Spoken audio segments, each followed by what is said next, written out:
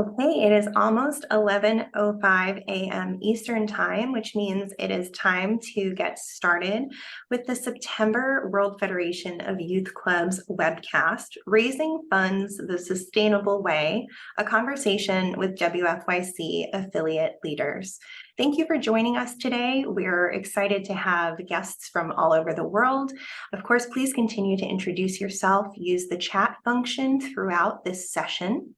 And you are in for a real treat today. We have three guests who are WFYC affiliate leaders who are eager to share with you what it has been like to fundraise in both their careers and specifically at their club.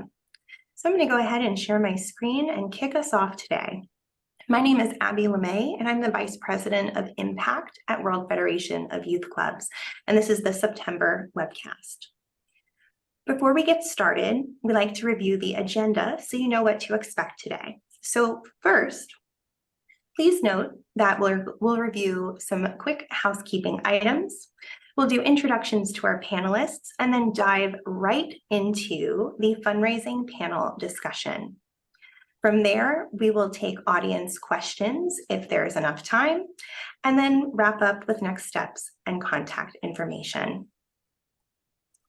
Before we get started, please note that this session is being recorded and it will be available to you so that you can watch later and share with your team. We hope that you will share this resource widely because we know that Mayra, Mike, and Ron have a lot to share with you about what has worked, what has not worked, and where they think fundraising is heading for youth clubs around the world. Please note that this session is facilitated in English, but we do have Spanish audio interpretation available. So if you would like to listen in Spanish, you can do so in real time by clicking on the interpretation button at the bottom part of your screen and selecting Spanish audio. Please note that this is a Zoom webinar. It is not a Zoom meeting. So it means that the only video and audio that you're going to hear are from WFYC staff and our panelist guests. If you have a question, you're welcome to use the chat feature or Q&A. It's your choice. We will do our best to answer any questions, but I do want to let you know that we have a lineup of panelist questions ready to go. And if we are not able to get to those questions that you have, we'll make sure that we address those with our panelists and send it out as part of the follow-up experience. And with that, I'd like to turn it over to Mike McTernan, who is the CEO of Boys and Girls Club of South Africa and our moderator for the panel today. Thanks, Abby. Welcome, everyone. It's a pleasure to have you here, and looking forward to a great conversation with Ron and Mayra. Let me introduce myself firstly. So my name is Mike McTernan. I'm the CEO of Boys and Girls Clubs of South Africa.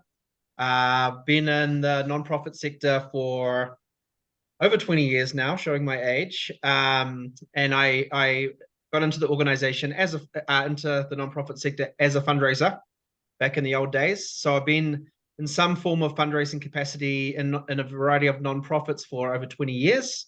I've also worked extensively internationally in a number of markets in South Africa and Europe and Asia, the US, a little bit in Latin America. So I've got a bit of a global experience that I'm hoping I can share some different contextual ideas and propositions through this conversation.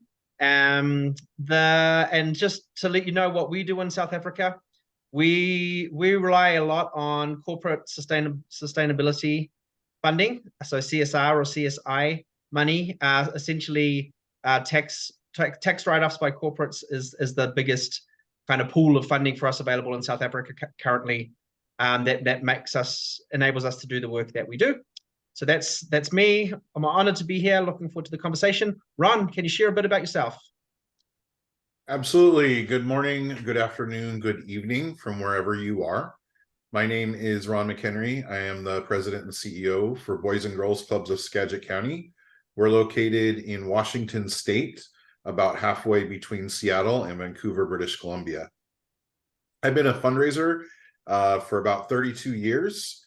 I started in fundraising selling booster buttons for my high school band program. Probably took on more of a regular fundraising role my freshman year of college in the resource development program at the university.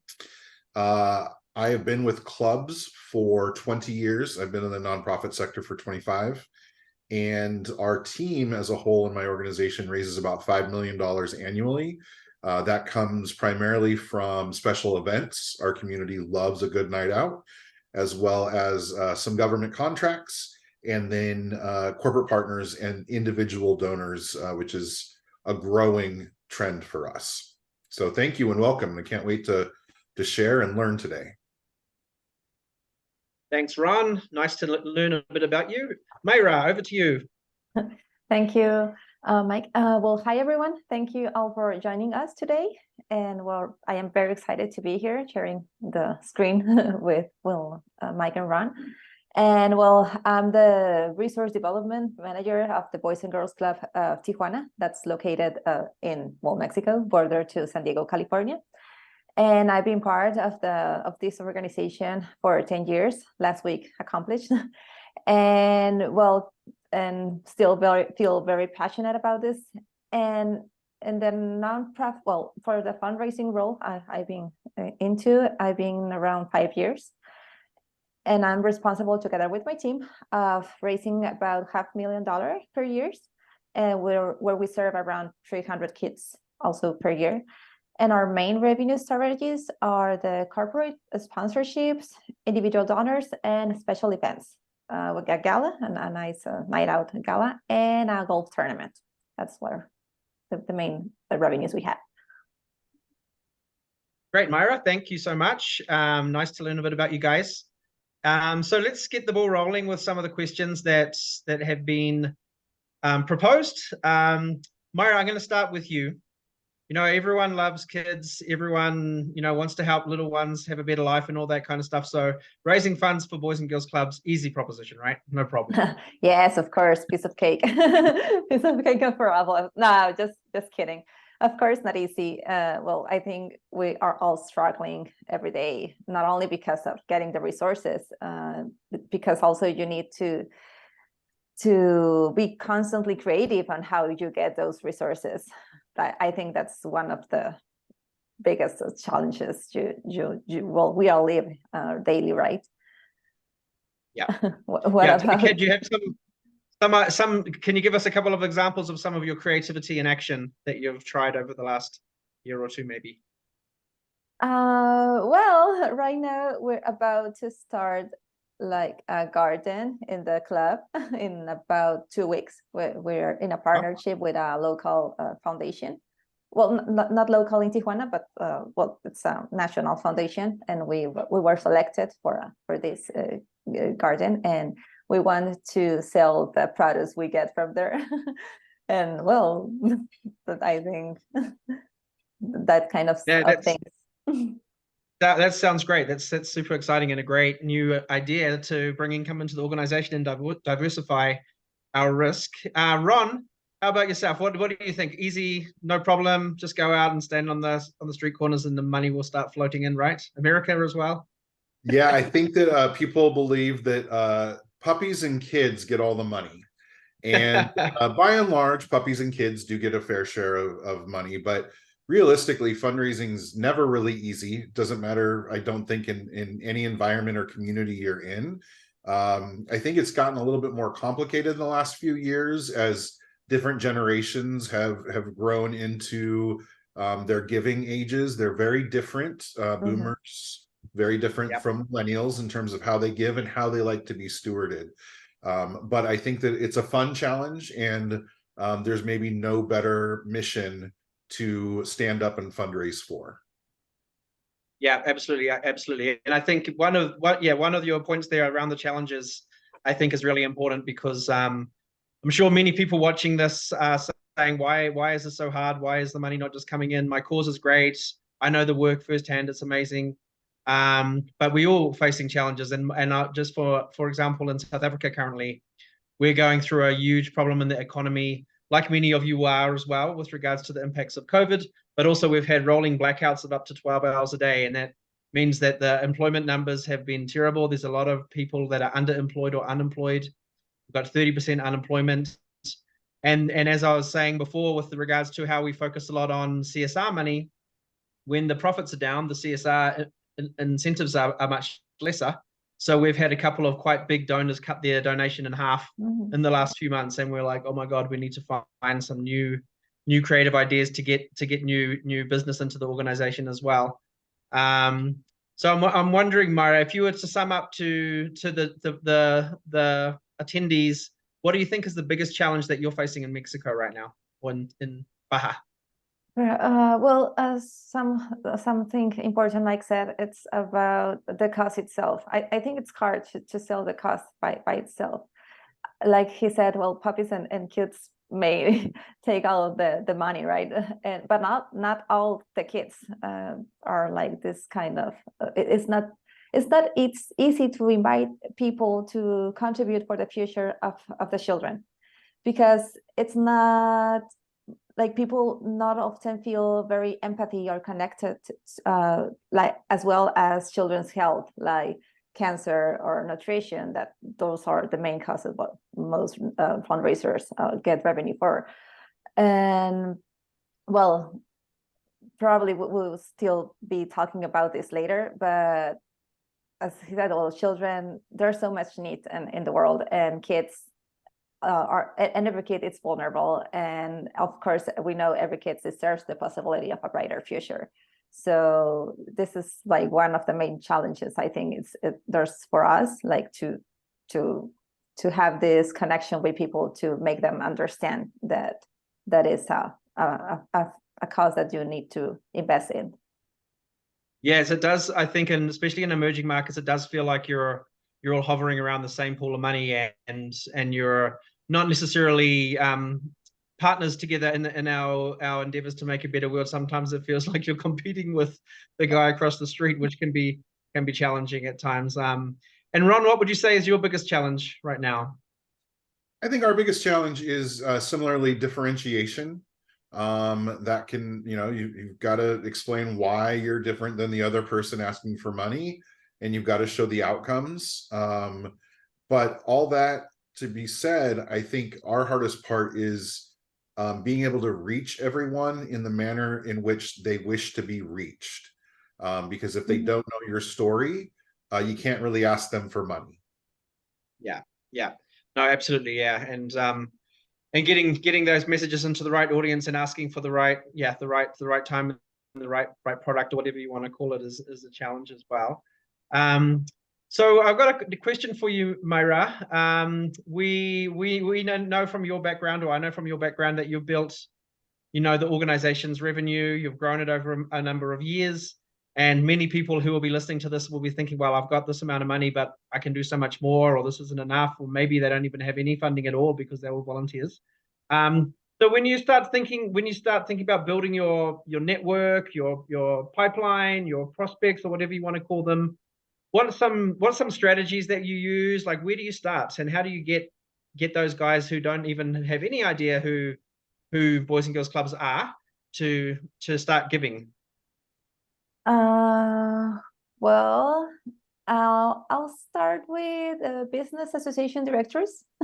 I think I think most cities have one of those. And well, if not, you just need to search into Google or whatever you use.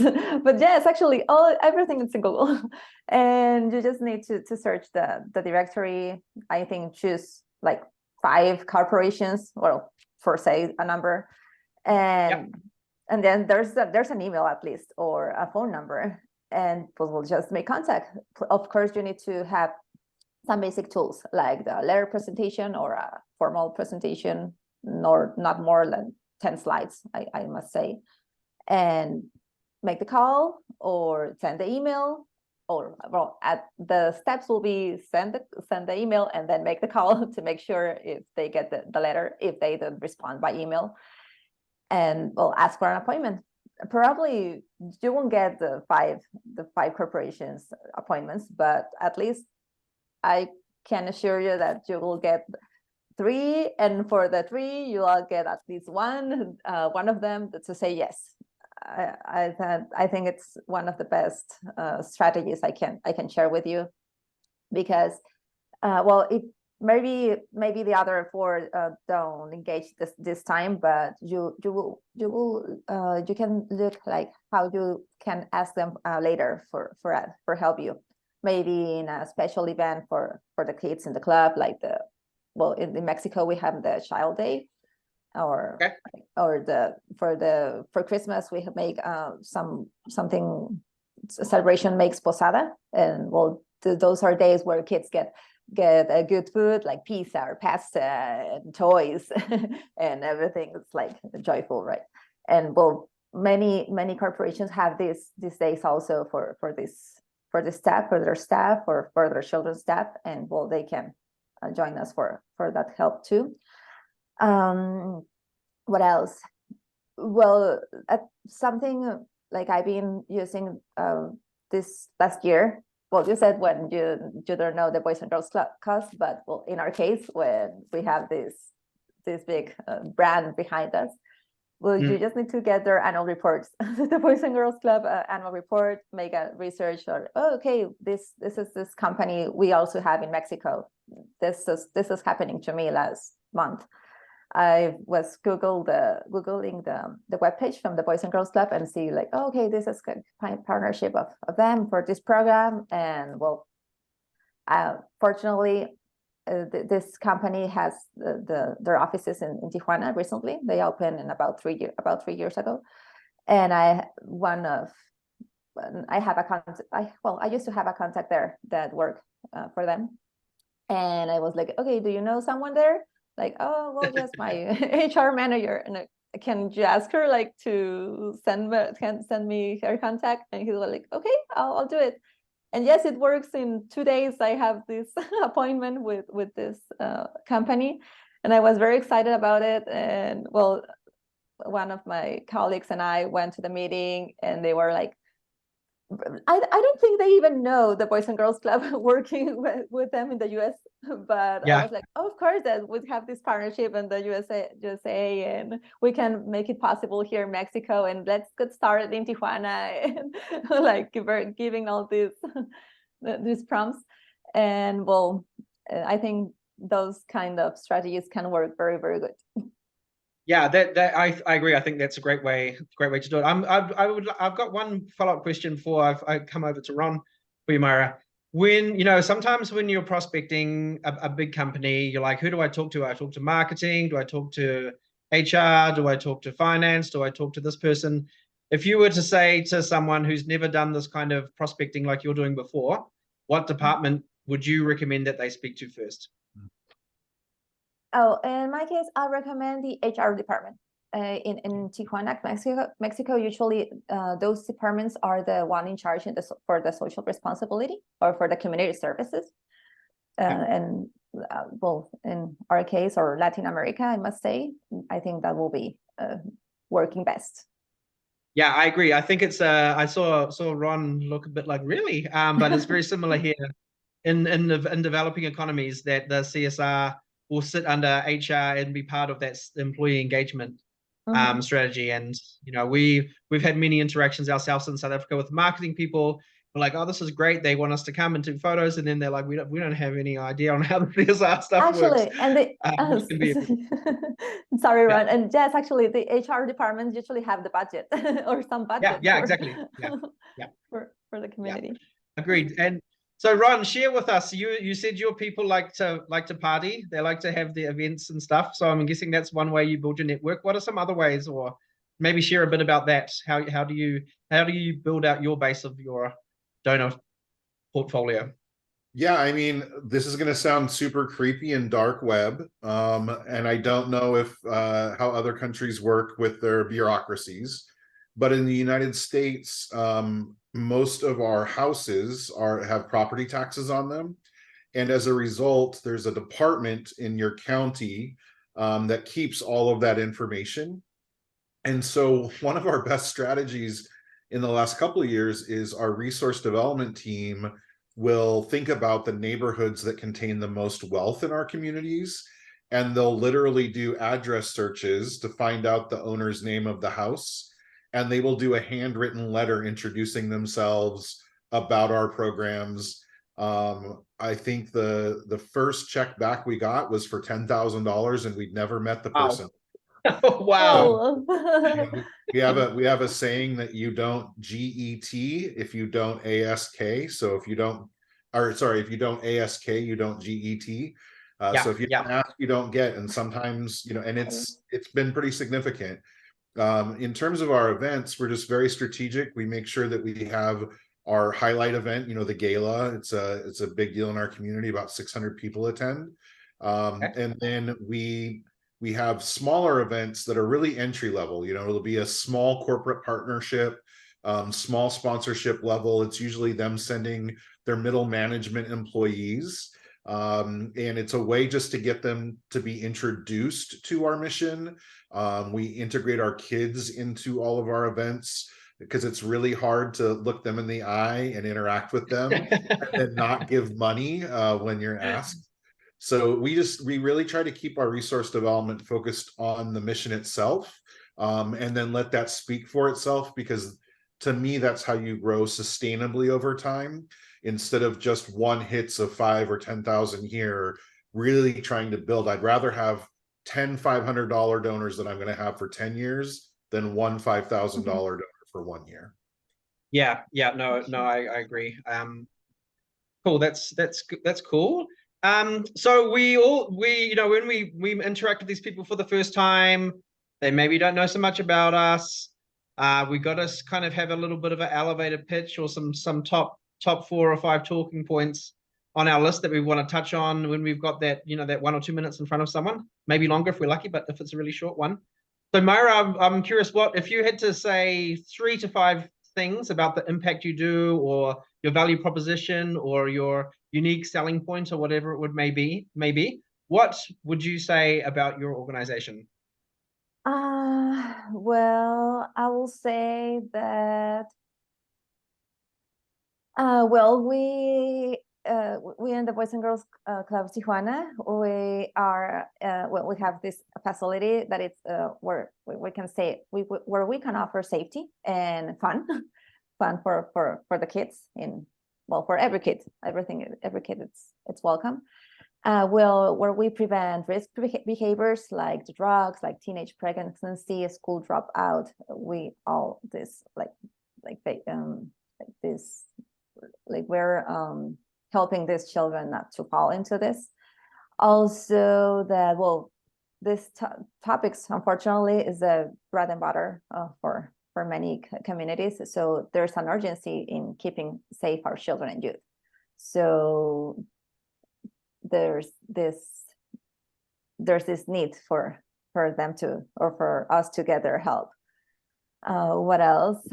Something else will be, well, the number of kids we're serving off. So this is like 300 of children per year. And what are they getting from us? Like, not only the programs for the education, for sports, for arts, they also get food every day. So that's big for us, because, well, we make sure we're fighting hunger. And also, I'm running out of ideas right now. So, okay, please, Mike, go ahead. Yeah, cool. No, that's great. Ron, how about yourself? What matters to the people in your community when it comes to the work that we do? Yeah, we share with them that our goal is to be excellent stewards and an efficient organization with their resources. We're proud that our kids attend school 55% more often than their peers, and that's a hard data fact that we have, and we're able to share with them. We share that we often, we serve all children of any means, but we really focus on kids that fall through the cracks. And so with our partners, our school district and city partners, and our donors, we've been able to eliminate transportation barriers. Our kids receive breakfast, lunch, and dinner every day, whether school's in or not. We make sure that their basic needs are taken care of, and then we layer on very special opportunities because kids don't know what they don't know. And until they get to see something and experience it themselves, it's not the same. And then I usually wrap with sharing that, I grew up in foster care myself. Our population here, we serve 6 times the number of foster kids as a percentage that's in our state. And I'm very proud of that statistic. And when I end with that, it gives them an idea of what these kids can grow into, because there was someone there for me and someone that invested in my future. And now I'm able to pay that back. Yeah. No, great. I think personal story and personal connection also gives you that integrity and that the truthfulness about what you're saying to people as well. For us in South Africa, a lot of similar stuff: safe spaces, healthy meal. We also talk a lot about bridging the historical gap. I won't go into the details of what's gone on in South Africa in the past, but I'm sure you would have heard about apartheid back in the day. So we talk a bit about the opportunity gap and the network gap, as well as that, the way that the country is structured here is there's a geography that's inherently racist and biased against minority communities, and they never get those premium social networks. So we give them the space where they can meet one another, they can find people that believe in their future, and then we connect them to these opportunities as well. And that's our contribution to building a better South Africa and to creating a better society for everyone. And of course, the flip side of all of this is that if people are happy and have got jobs and are doing well, they're not going to be robbing you and getting up to no good, right? as we all know. Ron, I've got a question for you, because I know in the States a lot of fundraising is around major donor, kind of high level donors. Not everyone, obviously. You have the mass market, but you have a lot of those like philanthropy type approaches. So I'm curious if you could tell me, how do you know when you make the ask, right? You say, okay, I think I've summed up this person. I believe they can give X amount of money, and you make the ask for that amount. How do you make sure that you're not under asking? Like you said, you got to ask to get, and if you ask for too small, you might get less than you would have. What are some strategies or some ideas that you can share around how to ensure you don't mess that first gift up for the first time? Yeah, especially, if it's an ongoing relationship, we're going to have a really good sense. But when it's a first time person, we do a little bit of homework. Do they give to other agencies? If so, at what level? What is their potential personal circumstances? Is their wealth, locked up in assets, or is it, cash based? And then we usually ask for more than we really think we're going to get. People that get asked for more, they might give you less, but they're honored that you thought they could give more. And so we've never had someone say, no, you asked for too much money and now you get nothing. But it's not like we ask someone for 100,000 when we think that they're only going to give 5. If we think 5 is a reasonable start, we might ask for 7,500 or 10. And then we also would offer, is that something you would like to break up into monthly or quarterly payments? Because then it gives them those options, and maybe they will stretch to reach a higher goal. So just giving yourself that flexibility and understanding that we have a responsibility, but we also have a great brand and a great collective mission, whether you're a Boys and Girls Club or a youth center, any youth development organization. And so when we come with that confidence and pride, I think it's very helpful. Yeah. No, I agree. And I take a similar approach. I always will. I'll often ask for unreasonable amounts of money sometimes just to break the ice as well. Because, I'm like, well, they're like, well, how much are you talking about? 20 million if you've got it, but I'll take whatever you can afford. And I think that's another thing, is breaking the ice on that edge. Don't make it a big thing. And I think we probably won't go much more into that side of thing. But I think also the what do you call it? The pregnant pause, right? When you ask and you don't start justifying, you say, we'd like you to give $50,000. How do you feel about that? And then you just, and don't talk them down to 5. Because if you try to get an answer right away, it's going to be no.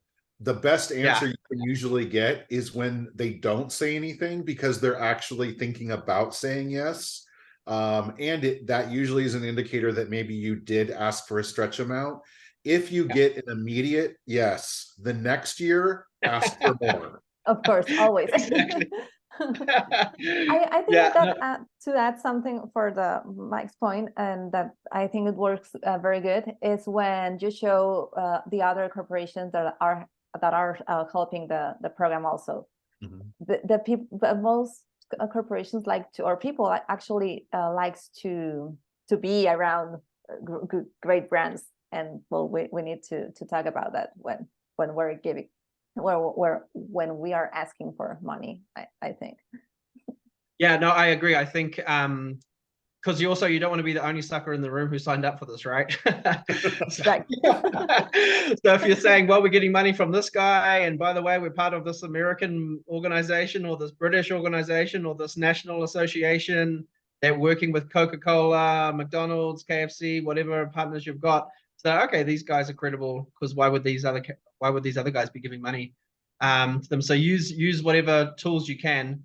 And I think for those people in this webinar that are maybe starting out, it doesn't hurt to check the Boys and Girls Clubs of America annual report, check the Boys and Girls Clubs of South Africa website, and see and say, hey, these guys are in my town. Maybe I can, pop a message to Mike or Mayra or Ron and get a bit of background and see if I can open some doors, because we're all part of the same family. And that's also the really big impact value for the World Federation of Youth Clubs, is that there is this network where we can see some opportunities and we can say, well, they give here, so why don't you guys be one of our signature partners here, or founding partners, or whatever your angle is going to be. Mike, before we jet on, just one more thing on what you said. We do that in the United States between local organizations. So I might have a really good relationship with a business that's opening footprint, regionally, and I will connect them with my counterpart.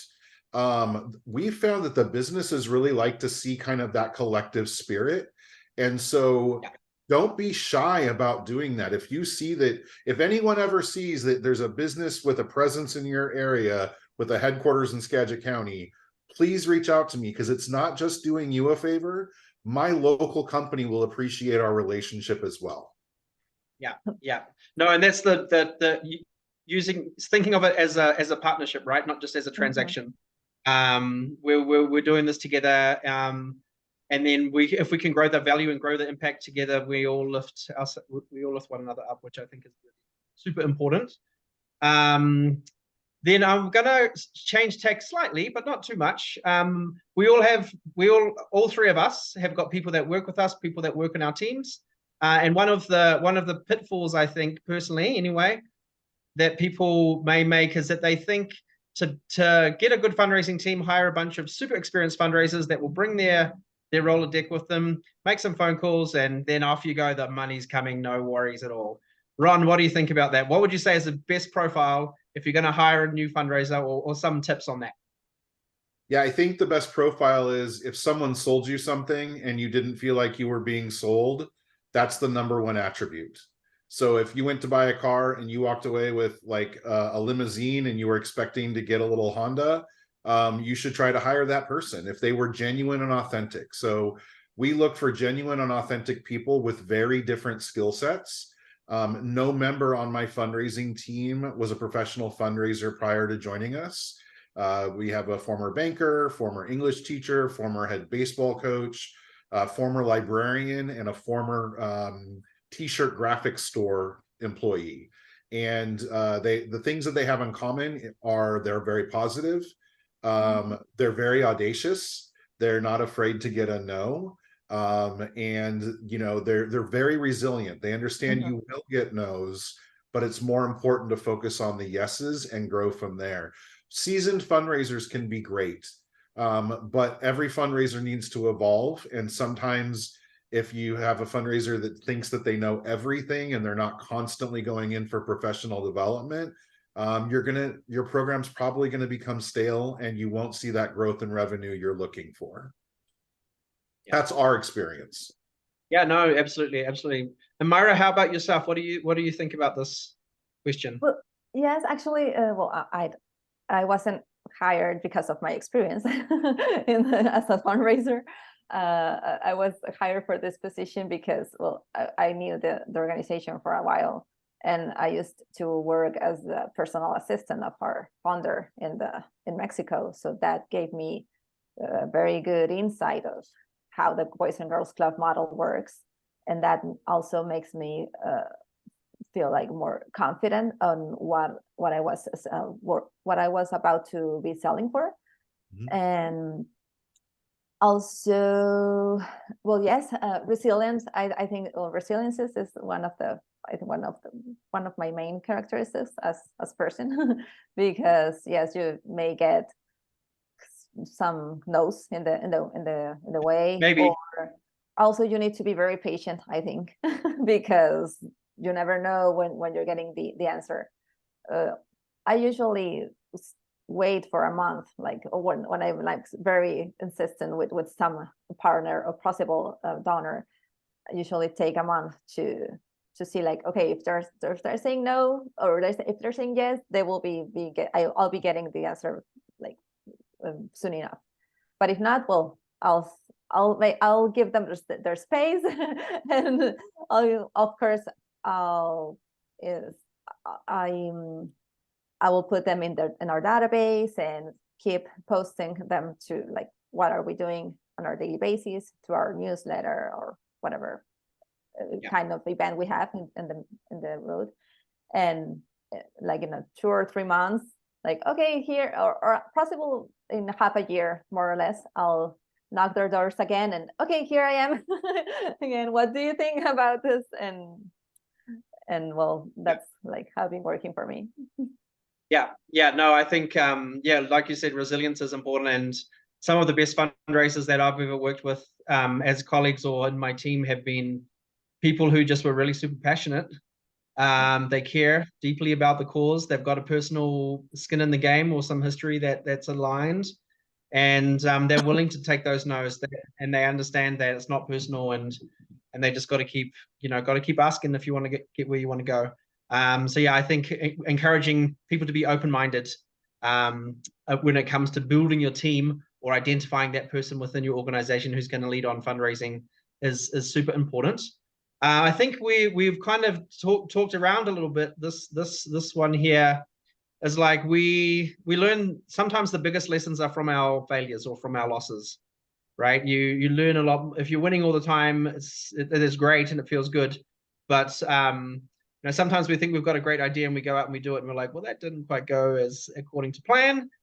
So Ron, I'm wondering if you can share a personal story. I'm assuming you've got a personal story where you had a failure of some sort that really, made your thinking change a little bit, or your tactics, or what you were trying to do, or the way you were trying to do something was influenced by a failure. Yeah, we a few years ago, we were celebrating our 25th anniversary as an organization, and we decided to do a mass mailing to try and re-engage some historical donors, but also it was very targeted in our community. So we sent thousands and thousands of these. We were really excited at first because we started getting these random $1,000 checks, and then nothing. And so we had projected what we thought we were going to bring in, and we didn't even break even on it. So that was a big disappointment, right? You don't spend money to, mission money to raise money. Yeah. And so, what we learned from it was that that's not who we are as an organization. Our resource development strategy has been very retail, very direct. It actually is what kind of inspired that handwriting campaign that I mentioned earlier, being very targeted and direct. Was we knew that there's a way to get to new people. We just tried doing it in a way that wasn't natural to us. Other people can be very, very successful in direct marketing campaigns. It just didn't seem to resonate with our community. And so what that did was really help shape our RD philosophy even more, and underlined what those most important attributes would be for us moving forward. Yeah, great.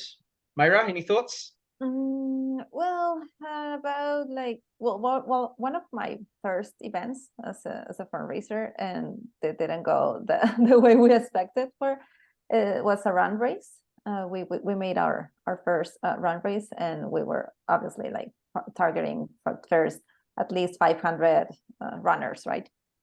And we reached about like 400, but the expenses we had were more than the revenues we get in. And it was very, very disappointed because, well, it was one of my first events, and it was like, okay, this won't work as we thought. But well, it's an experience, and as Mike said, but one of the lessons we learned for me is, well, we didn't did it again. we didn't do it again, but we start looking for other kind of revenues, because, well, it's not the only one, right? Like to massive incomes.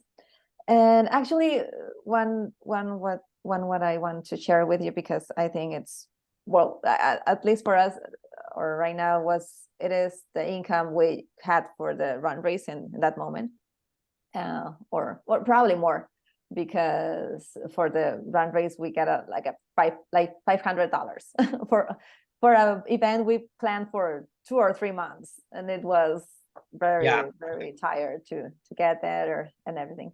And right now, what we do, and it's less effort, is to make use of the for the rental facilities. We have a very nice salon that so that we use like an event hall and a gym that can be used for professional academies to train in. And both spaces, there are like they're rental by these teams after hours of the club's daily hourly activity. And well, that represents for us like about 300% of the annual year, and it is unrestricted kind of money. So I think it's a good income. So if you have the spaces in your clubs, make use of them. That will be my advice. Yeah, no, that's good advice. And I think, also remembering the unrestricted nature is the important, right? That's the fuel that really gets the fire burning, enables us to do strategic initiatives and new stuff that is hard to get funding for, versus those buckets of money that go to things, and you can only spend this on food, you can only spend this on this, or whatever the case may be. And then we're going to, sorry, I'm just getting a chat message. So with bearing in mind we're running out of time shortly, we've still got a bit of time. I think I would like maybe just to get some advice from both of you guys. Thinking about the most important lessons you've learned related to these kind of failures or successes, kind of part of the conversation. If you were to give a new fundraiser or a new organization that was setting out on this path of generating funds and partners to support the work that they do run, what would you say is the most important lesson that you learned that you'd like to impart on with your 32 years of wisdom behind you? Be patient. I think that you can get really excited about fundraising, especially when you get that first check, when it's the largest check you've ever seen. And then you get a larger check than that and a larger check than that, and you just get so excited about it.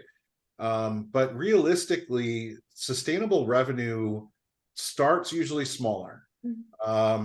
Take that time. I interviewed a candidate once and asked them, if you had a budget and there was a sponsorship level of 2,500 and you approached a business and they said they could only do 500 that year, what would you do? And he said, well, I'd get them to 2,500. We didn't hire him. We hired the guy that said, I would take the $500 gladly and go back and tell them the story and ask them next year for 2,500 or how we can get them there. So I think it's about, understanding, start small. Starting small is great. We were 20% of our size 8 years ago. So much, much smaller. And then just one last bit before I take off or before we finish, what I didn't mention earlier that I wanted to was Rotary clubs are all over the world. I'm a Rotarian. I have a local Rotary club that I participate in. Rotary clubs, usually members are business leaders in the community. They're elected officials in the community. They're typically influencers in any given community.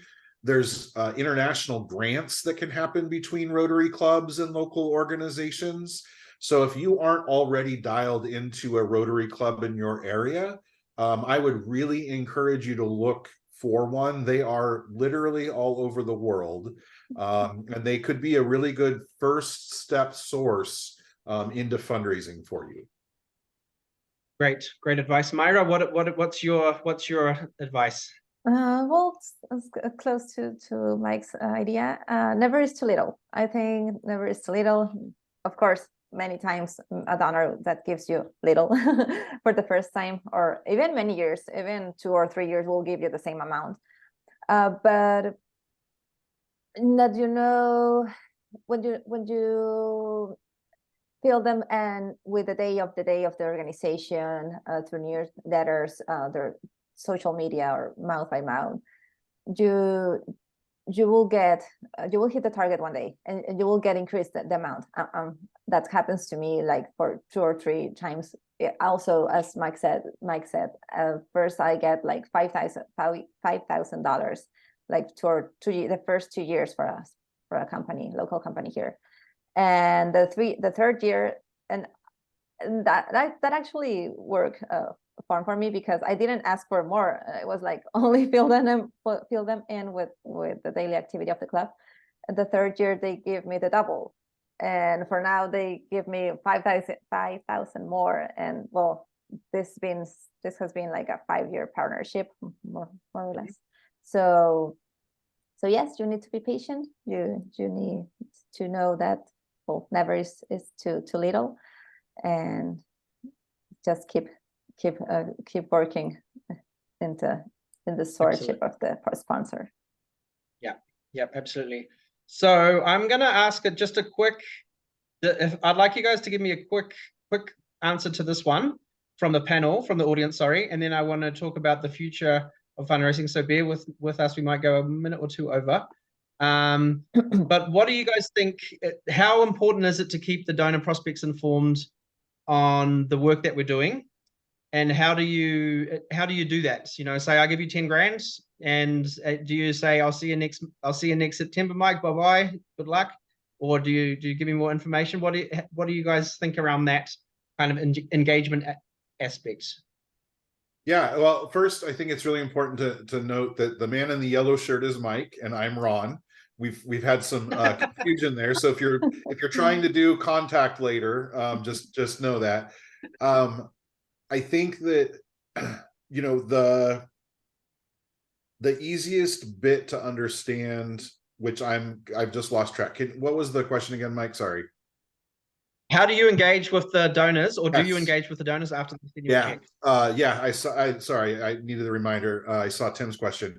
So first off, we think of each donor or donor groups. There are some donor groups, our younger donor groups prefer typically social media. You know, people that have kids, you know, that age typically prefer social media. So we make sure that that's regularly updated. We have a big annual report and mid-year report we send out that's about 40 pages full color. A local print shop does it for us for free. We just pay for the shipping.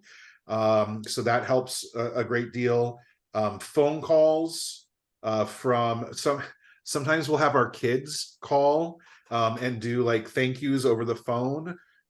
We've done unique things where we'll call the spouse of a major donor on like Valentine's Day and thank them for the love that they share with us. So I think it's trying a lot of different things and getting really creative, because no 2 people are going to want to be thanked or informed in the same way. Mm-hmm. Yes, you need to identify that first. But well, that one of the things I think works with most of them or all of them is to invite them to the club. Probably for one. Well, we usually have like a day of a month where we have a great activity, right? Like like a kind of party, or well, we make this like this open club, and we invite the donors to be there and to join us and to see like where is the money invested in, and to see the facilities and the day-to-day work is life-changing for them. Also, as Ron said, well, just you need to identify how to give them the follow-up, maybe through social media. One of the best tools are working for us right now is the WhatsApp. We just send a message like, hey, how are you doing? Or send a digital card just to give thanks. Probably, well, some people will give you an answer like, thank you for for keeping me posted, or don't say anything. Yeah. But well, you're like there, right? At least you know that they have seen you, or they keep you in your mind. Well, the calls they were good.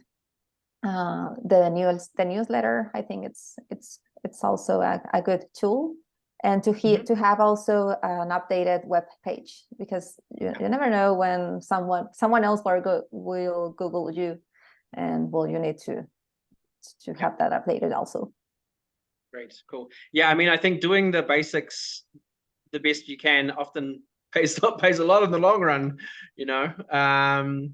So I'm going to go on to the last question that we've got here for us to discuss.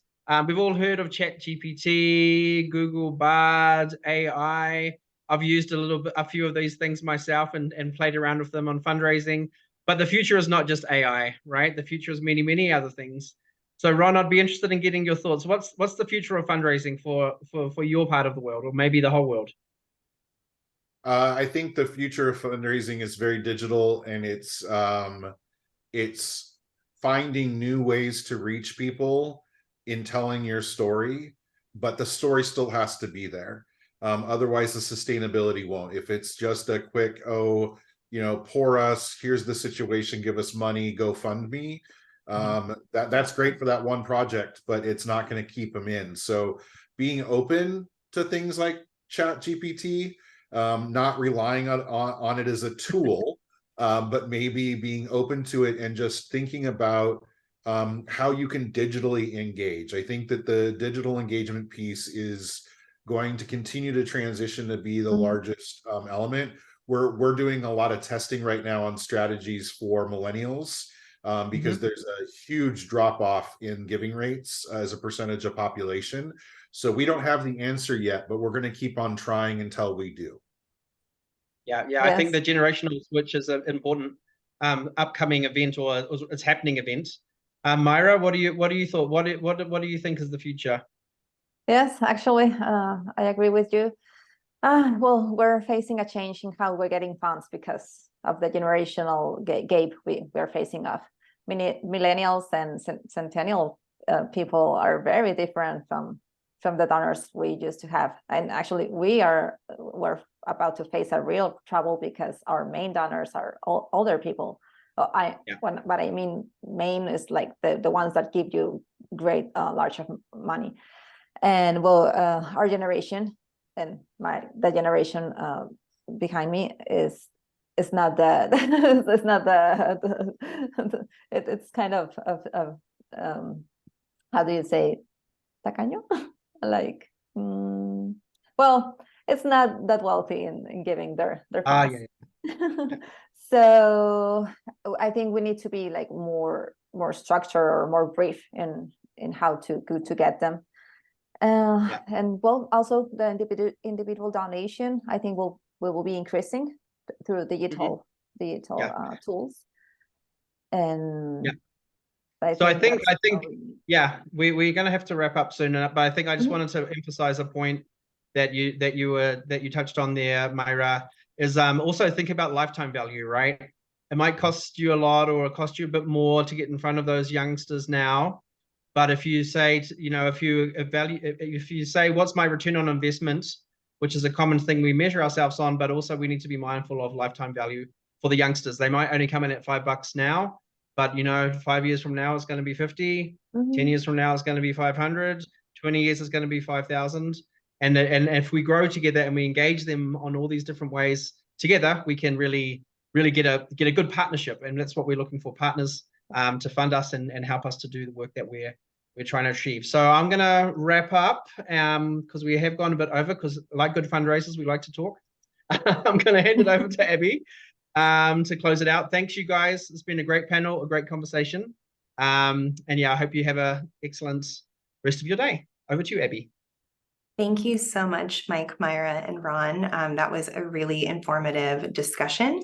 And I know that there are more questions that came in from the audience that we were not able to address today. So I want to reassure all of you who are tuned in that WFYC will work with these three fabulous fundraising panelists to answer those questions that came in. We got questions about how do you maintain sustainability in light of worldwide events like the COVID-19 pandemic. We got questions about what are the best strategies to raise funds in developing countries. So I know that our panelists would love to weigh in on that, and we will include some of those responses in the follow-up and consider them for future programming as well. So before we wrap up today, of course, want to say a very big thank you once again to Mike, Mayra, and Ron for spending some time with us today, and just share with you a few parting reminders.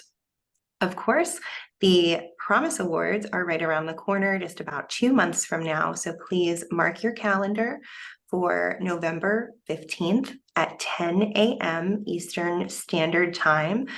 We hope that you will tune in and meet the 4 recipients of this year's Promise Awards. And registration is going to be available later this month, so please keep an eye on your email for announcements about that. As always, please continue to forward and share newsletters and emails with the staff and volunteers who you work with. Knowledge is power, and it is the most useful when it's shared widely with others. So please do pass this along, this recording along, to anyone who might be in a fundraising capacity with your club. Please follow WFYC on social media and contact us if you have any questions at all. This is Tony's contact information. He's our program manager who works very hard behind the scenes to host events like this. And with that, I want to thank you for tuning in to today's webcast, Raising Funds the Sustainable Way, a conversation with WFYC affiliate leaders. Thanks again to Mike, Mayra, and Ron, and we hope that you have a great rest of your day.